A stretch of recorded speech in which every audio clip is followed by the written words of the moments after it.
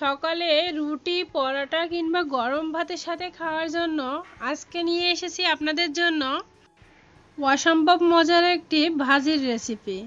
আশা করব সহজ রেসিপি হলো আপনাদের কাছে রেসিপিটি অনেক ভালো লাগবে।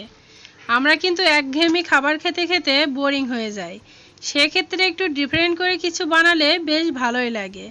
চলুন দেখে নিই কীভাবে এই ভাজিটা তৈরি করা যায়। আমি এখানে একটা হাঁসের ডিম নিয়েছি আর কিছু বরবটি কুচি করে নিয়েছি, তার সাথে কিছু আলুও কুচি করে নিয়েছি। চাইলে শুধু বরবটি দিয়েও কিন্তু রেসিপিটা করতে পারেন। বরবটি কুচিটা এক সাইডে রেখে এখন আমি ডিমটা একটু ফাটিয়ে নিব। এই তো ডিমটা ফাটিয়ে নিয়েছি আর ডিমটা একটা চামচ দিয়ে খুব ভালোভাবে এভাবে করে ফাটিয়ে নিয়ে এর ভিতরে দিয়ে দিলাম পরিমাণ মতো লবণ আর কালারের জন্য দিয়ে দিয়েছি অল্প একটু হলুদ গুঁড়া। খুব ভালোভাবে মিশিয়ে এটা এখন এক সাইডে রেখে দিব। আর এই তো বরবটিগুলো এখন আমি চুলায় বসিয়ে দিব। চুলায় একটা কড়া দিয়েছি আর এর ভিতরে দিয়ে দিব 2 কাপ পরিমাণ পানি আর দিয়ে দিলাম স্বাদ মতো লবণ আর 1 টেবিল চামচ পরিমাণ হলুদের গুঁড়া, 1/3 কাপ পরিমাণ পেঁয়াজ কুচি, কয়েকটা কাঁচামরিচ চিড়ে দিয়ে দিয়েছি আর দিয়ে দিলাম কয়েকটা রসুনের কোয়া কুচি করে। পানিটা ফুটে উঠলেই বরবটিগুলো দিয়ে দিব। যেহেতু বরবটি একটু শক্ত শক্ত থাকে তার জন্য এটা সিদ্ধ করে নিতে হবে। আর এই পরিমাণ পানি দিয়ে এটা ঢাকা দিয়ে রেখে দিয়েছিলাম 10 মিনিটের জন্য।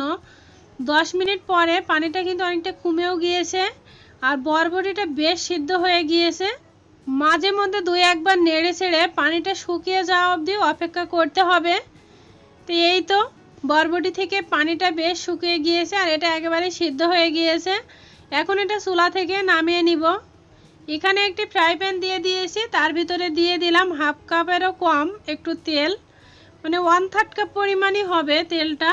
তারপরে দিয়ে দিলাম পেঁয়াজ কুচি দিয়েছি 1/3 কাপ পরিমাণ, কয়েকটা রসুনের কোয়া কুচি করে দিয়েছি। এখন পেঁয়াজটা একটু ভেজে নিব, 4-5 মিনিট ভেজে নিয়েছি। দেখেন এরকম নরম হয়ে আসলে এর ভিতরে সেই ডিমটা দিয়ে দিতে হবে।